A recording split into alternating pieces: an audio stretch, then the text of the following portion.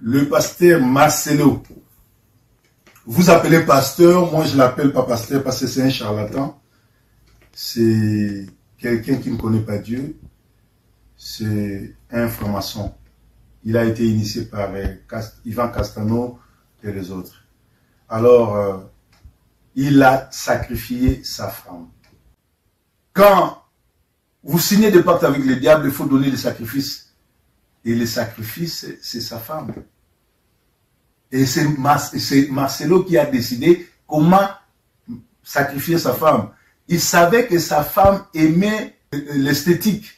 Et sa femme est morte en Turquie en train de se faire, en train de faire l'opération du vagin. Elle a déjà travaillé les fesses, elle a travaillé, je m'excuse, elle a travaillé les bassins, les seins. Maintenant, c'était l'opération du sexe. Parce que Marcelo, c'est un satanique. Sataniste, il aime voir sa femme sexuellement battue, tuée. Et cette femme-là est morte sur l'opération, sur le lit d'opération, parce que Marcelo en avait demandé, en avait décidé. Et c'est pour que Marcelo puisse avoir l'aura et devenir l'un des grands pasteurs congolais, et pourtant il n'est pas congolais. Et on lui a demandé aussi d'ajouter 1000 autres sacrifices. C'est-à-dire, ça veut dire que si vous ne sortez pas de l'église Compassion, vous serez, après la femme de Marcelo, vous allez faire le frais. Voilà pourquoi ça ne s'est jamais fait dans l'histoire du monde. Au monde, personne ne peut mourir le lundi parce que cette femme-là est morte le 10, on l'a cachée jusqu'au 12. Et le corps a été répatrié la plus vite. Pourquoi? Parce que quand vous tuez quelqu'un pour les sacrifices, ce corps-là doit être enterré le plus tôt que possible. Parce que dès que la femme-là sera enterrée, c'est à ce moment-là que les miracles vont commencer. Il y aura des choses où Marcelo deviendra fou, où il va éclater. Et c'est Dieu qui est en train de l'exposer. Donc Marcelo n'a jamais servi le Seigneur. Et moi, je suis Didier Forme. J'ai été avec le pasteur Sony, je suis ordonné par le pasteur Sony, ça fait 24 ans que je suis pasteur. Si j'avais voulu devenir comme Marcelo, j'allais avoir une grande église à Londres, une grande église à Manchester, à Paris, à Kinshasa, un peu partout, parce que le pasteur Sony m'avait appelé pour m'initier, mais j'avais refusé, et ça, c'est la pomme de discorde. Voilà pourquoi nous n'entendons plus avec le pasteur Sony. Il a tenté à m'initier.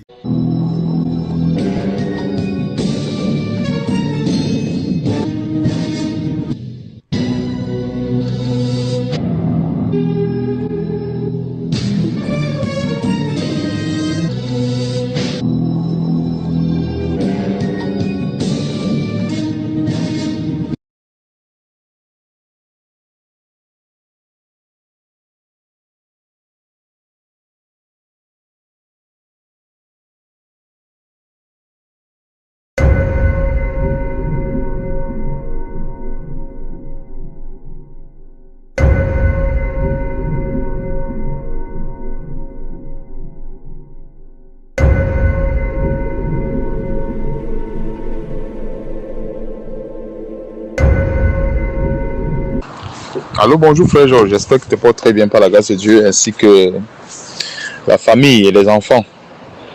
Donc, je sais que tu es très occupé en ce moment. Je voulais rapidement te faire part de ce que je comprends des deux images. Ils sont tellement illustrées, des images vraiment qui sont, qui expliquent tout sur le décès de son épouse.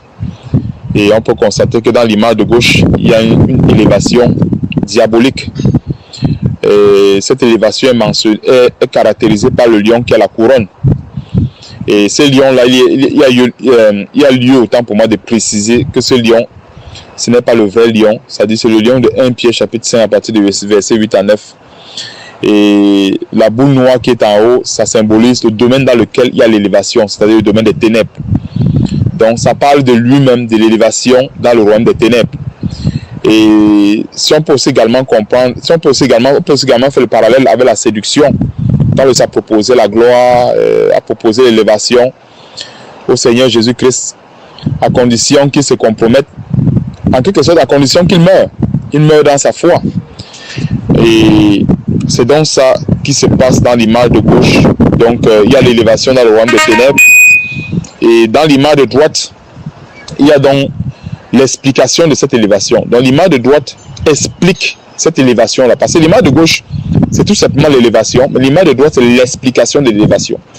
Alors dans l'image de droite, nous voyons l'explication. On voit les douleurs, on voit les blessures, on voit en fait la tristesse.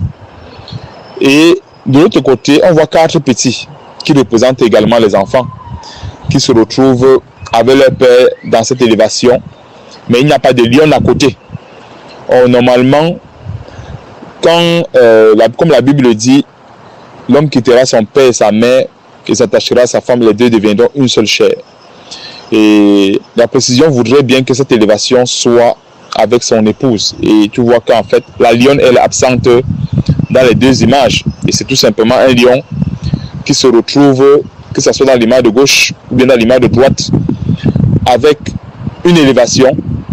Et l'autre détail, c'est qu'on voit les 4 enfants et la mère n'est pas là. Donc, voilà un peu ce que je comprends de cette image qui est tellement révélateur du décès de son épouse. Et voilà ce que j'avais à te dire, quoi. Et Achille, quel discernement tu as eu en décryptant le message subliminal au travers de cette image? C'est exact ce que tu as dit. Nous avons affaire à un sacrifice humain. Et un détail que tu ne sais peut-être pas, c'est que Marcelo Tchinassi a 4 enfants. Voilà un détail. Il n'y a rien par hasard. Si les chrétiens pouvaient avoir les yeux ouverts, ce serait merveilleux parce qu'ils ne seraient plus grugés, envoûtés, escroqués, jetés en enfer par ces pasteurs vampires de la criminalité évangélique en bande organisée. Très bon discernement.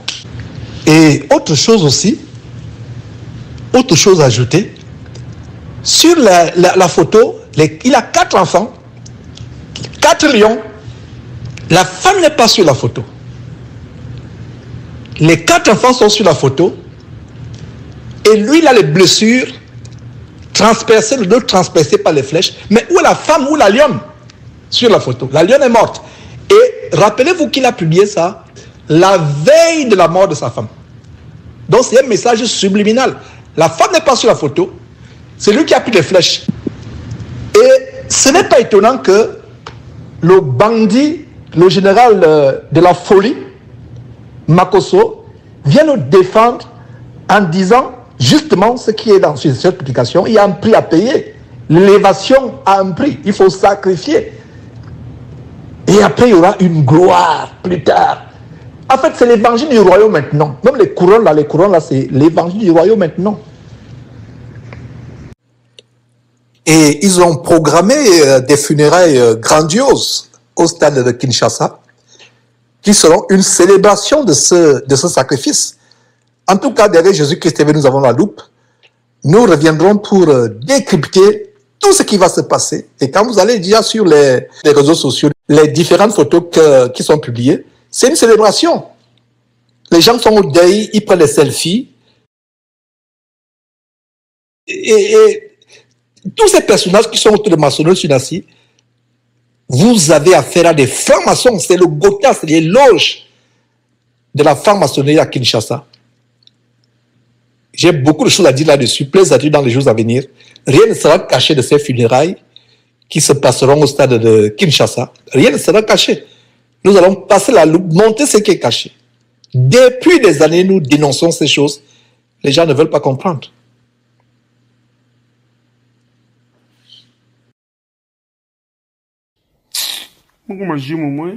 Vous êtes des fous. Vous êtes des fous. Que président Zobrata, il faut pleurer ensemble la femme de Marcelo. Vous êtes des fous. Vous êtes des fous. Ça, ce n'est pas la mort naturelle. Ça, c'est le sacrifice. Ça, c'est le sacrifice. Il faut que Satan pleure avec Marcelo, pas moi. Avec quel intérêt? Puisque ça, c'est le sacrifice. Marcelo a sacrifié sa femme. Pour le succès soit augmenté. les bonheurs soient augmentés. Ça, c'est les sacrifices, puisque Satan aime toujours. Personne que tu aimes beaucoup, c'est ça que Satan aime. Ça, c'est les sacrifices. Ce n'est pas la mort naturelle, c'est les sacrifices que Marcelo a fait. Moi, je vais pleurer pourquoi? Je vais pleurer pourquoi? Je n'ai pas fou comme vous. Je n'ai pas cochon comme vous. Je ne suis pas cochon comme vous, hein. C'est vous les cochons, vous avez pleuré, pas moi. Même Marcelo lui-même, il sait bien que c'est les sacrifices. Marcelo, c'est un pharmacien. Il a sacrifié sa propre femme. Mais moi, je vais pleurer pourquoi? C'est toi, imbécile, tu vas pleurer, pas moi. Chacun pour soi, mort pour tous. Merci beaucoup.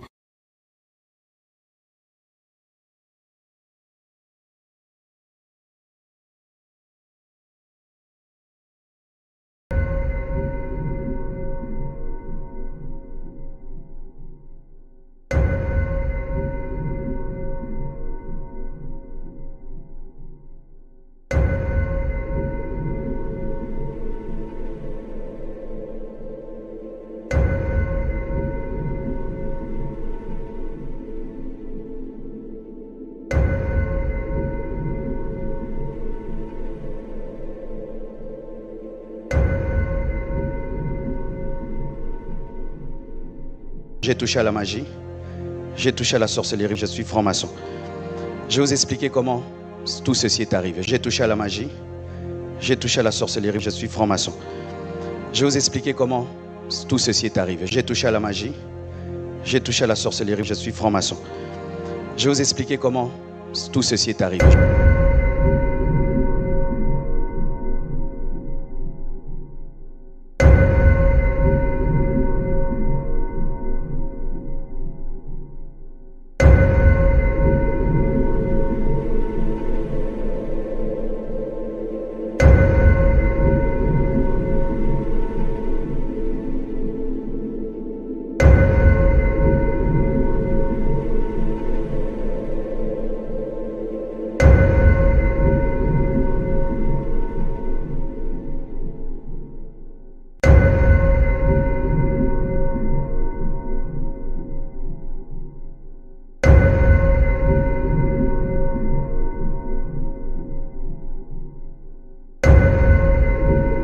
Il y a tellement beaucoup de détails à dire par rapport au ministère de Marcelo Tunasi.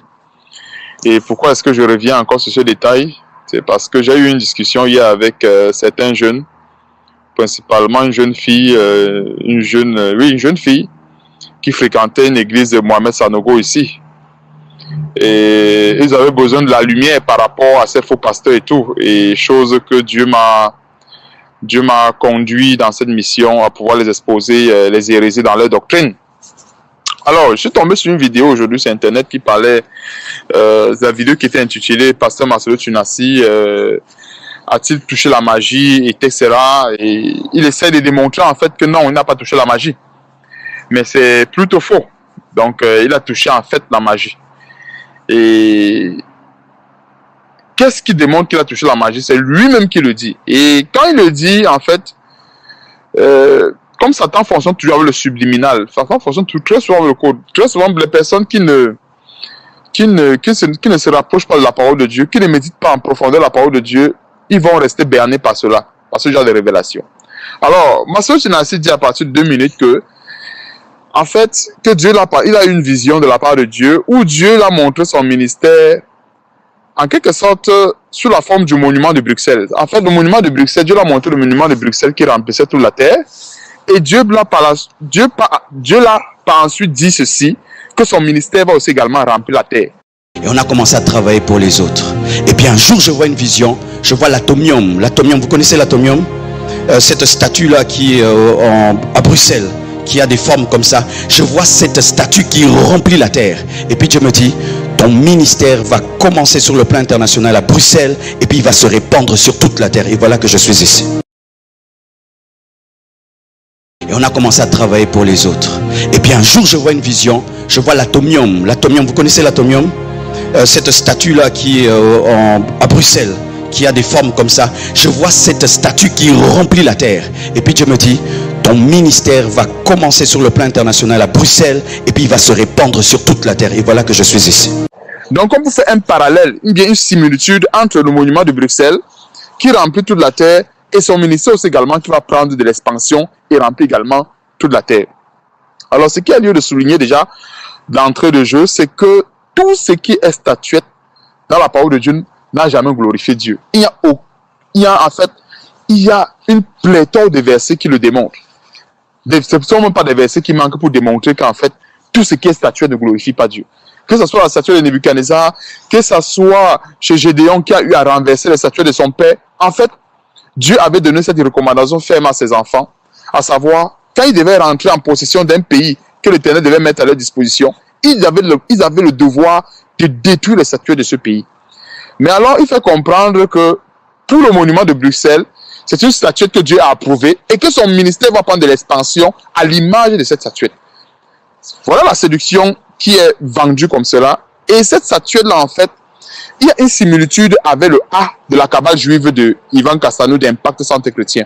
Parce que j'ai pris des photos que je t'ai envoyées. Quand tu regardes les boules de ces statuettes, c'est le même nombre de boules qu'on retrouve sur la statuette, sur le A d'Impact Centre Chrétien d'Ivan Castano. Alors, il y a une autre boule qui est en haut, qui est comme sur le symbole d'un feu. Cette boule-là n'existe pas normalement sur la statuette, mais j'ai remarqué que sur la statuette, il y a cependant un drapeau. Et c'est subliminal. Et tu vois, très souvent, ces choses, c'est une façon de déguiser leur appartenance à Satan. Et un autre détail aussi également, qui démontre amplement leur appartenance à la cabale juive, c'est que le même ministère qu'on retrouve chez Ivan Castano, c'est le même ministère qu'on retrouve chez Marcelo Tunasi. Et qu'est-ce qui se passe? Je crois qu'au fur et à mesure que le temps passe, pour une façon de pouvoir prendre des galons, ils n'ont plus le choix de s'affirmer correctement. C'est pour ça que, je crois que c'est Ivan Castano, la dernière fois, il a fait une vidéo où il n'avait pas le choix d'affirmer son appartenance à la franc-maçonnerie. Il n'avait pas le choix. Parce que quand il a fait cette vidéo, il savait que peut-être ça pouvait ébranler ses têtes. C'est pour ça qu'il a introduit même la vidéo en disant « Malheureusement, je dois l'avouer ». Alors quand on doit avouer quelque chose, c'est parce qu'on se retrouve devant les faits difficiles. On se retrouve dans une situation difficile. On se dit « S'il faut que je continue à cheminer avec mon maître, je dois avouer certaines choses ». Et c'est ce qu'Ivan Castano a compris. Et c'est pour ça qu'il vient avouer son appartenance à la franc-maçonnerie à travers les Simpsons. Malheureusement, je dois l'avouer, mon baromètre, c'est pas la Bible, c'est les Simpsons. Mon baromètre, c'est pas la Bible, c'est les Simpsons. Mon baromètre, c'est pas la Bible, c'est les Simpsons. Donc voilà un peu, je crois, le détail, si je me souviens bien, que je voulais partager avec toi en ce qui concerne la similitude quelque part entre le ministère de Marcelo Tunasi et le ministère d'Ivan Castano. C'est quasiment, c'est la même chose. Il n'y a rien. En fait, tous ces pasteurs, ils ont tous le même ministère. Ce n'est pas pour rien qu'ils sont ensemble, ils ont le même évangile et etc. quoi. Donc, voilà ce que j'avais apporté comme élément, si ça peut aider certaines personnes à sortir de ces fausses églises, à ne plus suivre ces faux pasteurs et à rechercher véritablement le Seigneur Jésus-Christ pour leur propre vie, afin de rechercher vraiment une vraie communion avec Dieu. Ce détail vraiment qui est vraiment très important, c'est-à-dire le détail qui montre vraiment la similitude entre son ministère et la cabale juive, entre son ministère et le ministère d'Ivan Castano, et entre son ministère également et la franc-maçonnerie, entre son ministère aussi également et cette statuette qui n'est rien d'autre que l'œuvre des francs-maçons, parce que tout ce que nous voyons sur la terre ici, là, c'est vrai que la Bible dit que la terre appartient au Seigneur, mais spirituellement parlant, les œuvres que les hommes ont posées, ou bien les actes que les hommes ont posés sur cette terre, ce sont les actes de rébellion. D'ailleurs, je vais terminer avec ce point que j'avais oublié. J'ai fait une petite recherche sur Google par rapport au symbole de l'atomium, dont il parle dans je voulais dire dans la vidéo. Symboliquement, l'atomium incarne l'audace d'une époque qui a voulu confronter le destin de l'humanité avec les découvertes scientifiques. Alors, c'est quoi le destin de l'humanité? Dieu a créé, bien quand Dieu crée l'homme, c'est pour que l'homme puisse revenir à lui. Parce qu'en fait, quand Dieu crée l'homme, beaucoup de gens pensent que nous, quand nous venons sur la terre, peut-être dans le sein de nos mamans et tout, qu'on n'existait pas ailleurs. Non, on existait ailleurs, comme le dit Éphésiens. Je crois que c'est l'apôtre Paul qui dit que Dieu nous a connus d'avance, avant la fondation du monde. Donc, tout homme a ce devoir-là de revenir à Dieu. Et quand nous regardons le symbole de cet atomium qu'il assimile à son ministère, c'est plutôt le symbole de la révolte contre Dieu. C'est plutôt le symbole de l'audace contre Dieu. Et c'est ce qu'on voit ici. Symboliquement, l'atomium incarne l'audace d'une époque qui a voulu faire quoi? Confronter le destin de l'humanité avec les découvertes scientifiques. C'est quoi le destin de l'humanité? C'est de croire au Seigneur Jésus-Christ. Jean 3, chapitre 16. Car Dieu a tant aimé le monde et il a donné son Fils unique afin que quiconque croit en lui ne périsse point, mais qu'il ait la vie éternelle. Donc le destin de l'humanité, en fait, c'est de revenir à Jésus-Christ, c'est de revenir à Dieu, c'est de croire en Dieu afin de ne point périr. Voilà le destin de l'humanité. Alors que cet atomium qui représente le ministère de Marcelo Tunasi, selon ce qu'il dit dans cette vidéo, c'est plutôt le symbole de l'audace contre Dieu, le symbole de la rébellion contre Dieu. Donc il n'y a rien de nouveau sous le soleil. Et ces gens font tout pour passer leur message avec des codes. Et c'est quand on fait des recherches comme ça, quand Dieu nous amène à faire des recherches comme ça par la grâce de Dieu, que en fait les yeux sont ouverts, parce qu'on se retrouve devant une situation où en fait les gens sont tellement aveuglés par Dieu m'a dit, Dieu m'a dit, Dieu m'a dit, et on n'arrive même plus à examiner en fait ce Dieu m'a dit là. Dieu ne peut pas donner une révélation qui va à l'encontre de sa volonté, qui va à l'encontre de sa parole. Dieu ne peut pas inspirer un vrai ministère qui est basé déjà sur la rébellion. Parce que quand nous voyons ce symbole qui est l'audace, c'est l'audace contre qui? C'est l'audace d'une époque qui a voulu confronter le destin de l'humanité avec les découvertes scientifiques. Nous savons tous que toutes les découvertes scientifiques, c'est une forme de rébellion contre Dieu. C'est une manière, des fois, parce qu'aujourd'hui, nous voyons très souvent les robots que les scientifiques veulent créer. En fait, à travers les robots, les scientifiques veulent démontrer à Dieu que Dieu n'est pas le seul à créer l'être humain. L'homme veut s'élever au-dessus de Dieu en disant que moi aussi, je peux créer l'être humain. Vous voyez un peu. Donc, je vais m'arrêter là pour ne pas être trop long. Donc, que Dieu soit loué. Et voilà les petits détails que je tenais à partager. Et gloire à Dieu pour toutes choses.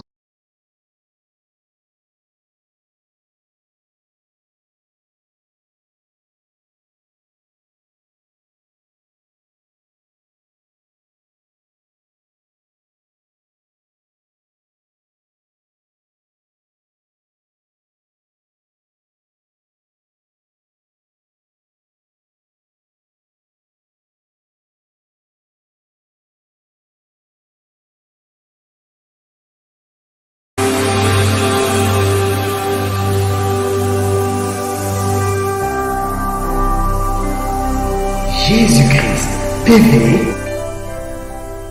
vous connaîtrez la vérité et la vérité vous affranchira.